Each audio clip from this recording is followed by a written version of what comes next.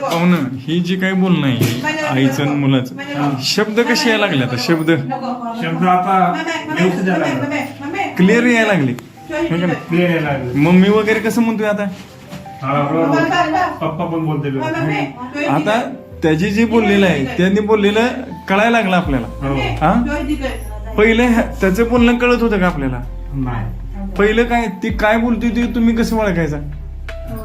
कसं ओळखायचं? आई तुम्ही कसं ओळखायचं? पण असं एवढं नव्हतं बोलत. हा आणि आता कसं बोलतोय? पण छान वाटतंय का नाही आई?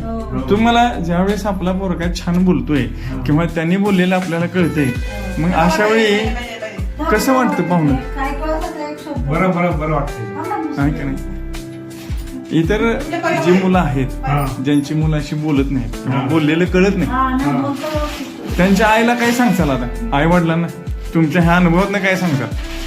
आमच्याकडे शिंदे डॉक्टरने आम्हाला चांगला हे केलं म्हणजे औषधावरती ह्या औषधाने फरक पडतोय का? हो हा हो निश्चित फरक पडलाय. हो हाय का? आता पाणी बिनी घेतोय स्वतःच्या हाताने हाय का? पडतंय. वाटतं की मग तुम्हाला त्या दिवशी तुम्हाला कशामुळे छान वाटतं एवढं? त्याला कळतं आता बरं समज म्हणजे असं. म्हणजे समज वाढली पुढं काय करायचं बोलतो वगैरे व्यवस्थित स्पष्ट बोलतो ना आता.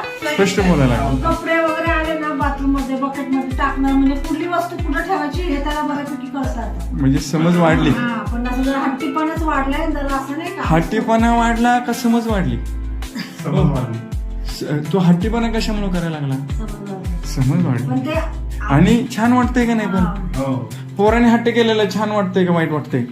ते पण त्रास पण होतो ना आपल्याला कधी कधी. त्रास होतोय पण बदल पण व्हायला लागला. हा औषध नाही पटकन एका शब्दामध्ये. हे का नाही? मुद्दाम करतोय आता. हा. पण ज्यावेळेस पोरगा त्रास देतो त्यावेळेस त्रास होतोय का छान वाटतंय?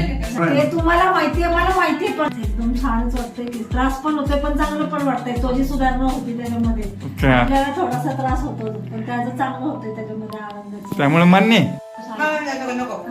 नको का? बरं सरळकट राहतो राह ना दीदीकडे चलो म्हणतो का घरी जाऊन म्हणतो. दीदीकडे का? हा बरं जायचं असं कळायला लागलंय सगळं. हो